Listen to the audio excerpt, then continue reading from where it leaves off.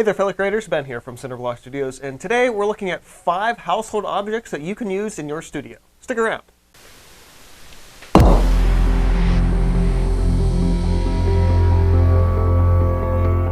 So much like my 5 tools you can find in the hardware store, these are 5 tools that you may or may not be able to find just laying around your house. They're actually quite wildly useful for a variety of projects in the studio. Okay, so the first household tool slash item that you can use as a tool are cotton swabs, or Q-tips, because I'm going to say that more often, even though it's a brand name. In addition to the obvious one that I think most people would probably use these for, which is sort of blending with graphite, charcoal, or pastel, I actually find that these are super useful for small-scale painting. Actually, one of the things that I use them for in particular lately is every now and then when I'm doing these painted bottles, which I make periodically, anything kind of embossed lettering, I love to put a layer of rub and buff on to kind of give it a shiny, either gilded or silvered look to it.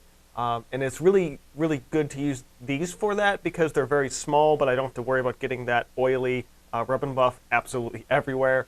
So I can just kind of dab it on the tip, work it onto my surface, and then discard it as it was. Chances are you've got a whole box of these in your bathroom, but I actually like to keep a little jar of them here in the corner of the studio. Next up on a similar path, we've got Kleenexes, or tissues, I guess, generically. These are really funny because I have a whole box of these in the corner of my, my studio table right next to my paper towels, and I almost never, ever use them to blow my nose. I'm usually using them, a lot of times utility cleaning. When I'm wiping off my acrylic palettes before I use, I throw a little rubbing alcohol down on the palette and use one of these to rub it off and then just toss it. Way easier than having a regular towel or a paper towel for that, because it's, in the grand scheme of things, a little less wasteful in terms of how large of a surface I'd be using with a big square of a paper towel. Much like the Q-tips, they're also really good for certain blending techniques, specifically with dry media. But another one that you guys probably have not thought of, if you're not thinking about it in terms of, like, oh, obviously dry media blending and cleaning and things, and those are still kind of what you might think they're useful for.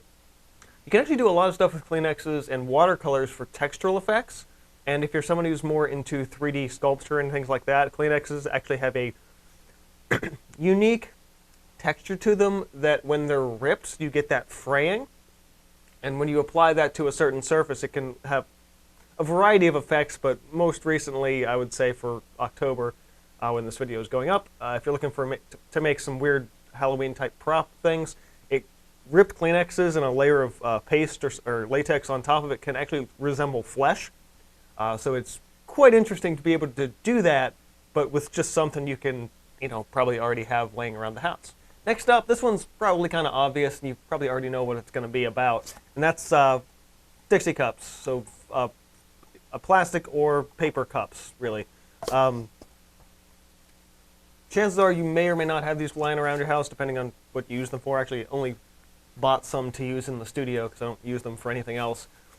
But mixing up batches of liquid paint. Anyone who does paint pouring already probably uses these all the time. But if you're doing something, specifically if I'm working down here in the studio on working with my regular palette and working with my more liquid paints, a lot of times I'm just pouring those onto the palette, but the way my table is balanced, that paint tends to run. So just taking one of these, cutting it down to maybe, I don't know, a couple centimeters high, that way you can have that paint not run all over the place, but still mix up those batches of color and have them easily accessible for you. Next up is not one that I use personally in the studio, but it is something that's definitely an option, and that is either foam or plastic egg cartons. The paper ones, for what I'm going to talk about, probably won't really work the way you want them to. So, of course, an egg carton can be perfect for mixing up watercolors. Like, well, I don't have a little palette to take with me on the go. Granted, egg cartons are a little large. Of course, you can cut it down to a 6 or even a 4, probably.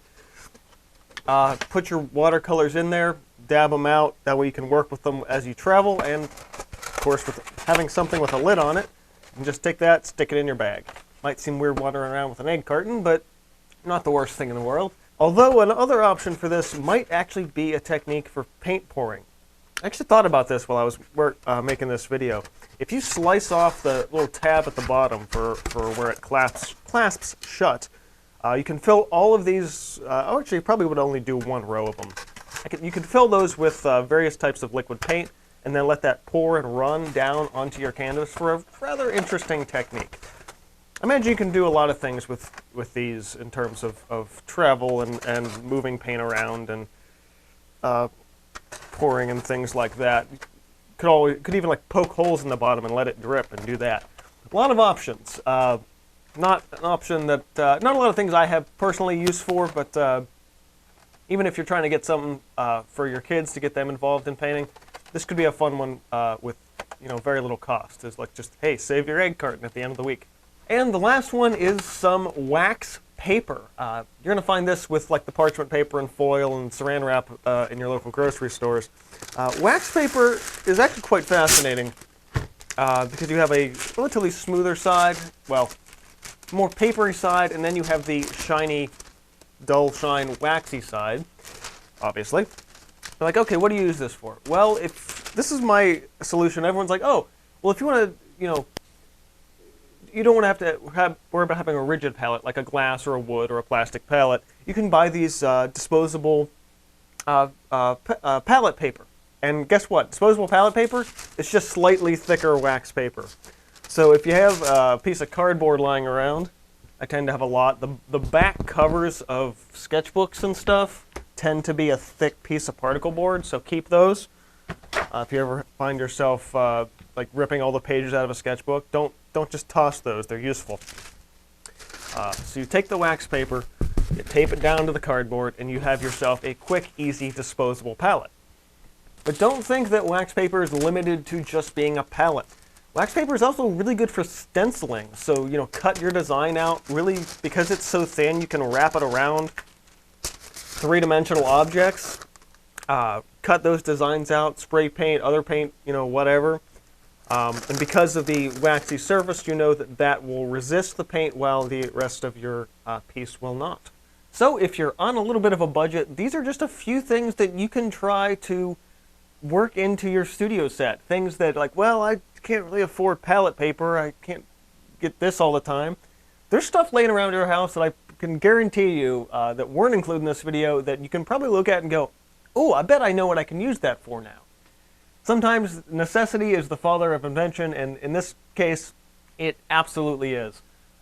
Don't be scared off by expensive art materials or anything like that. There's a lot of stuff you can get at the hardware store, at your local grocery store, things that are very common objects that you've just a little bit of ingenuity you can use and make work to your advantage as an artist in your studio. But what about you guys? Have you ever used any of these items in your studio or in your artwork in general to maybe take your work a little bit further or solve a problem on the cheap side?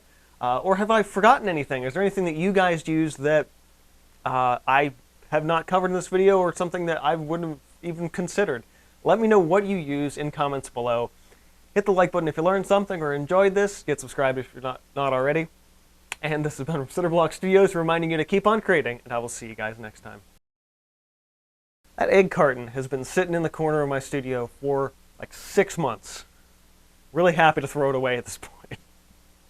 I don't use them personally, but I got to get rid of this. It's been here for too long.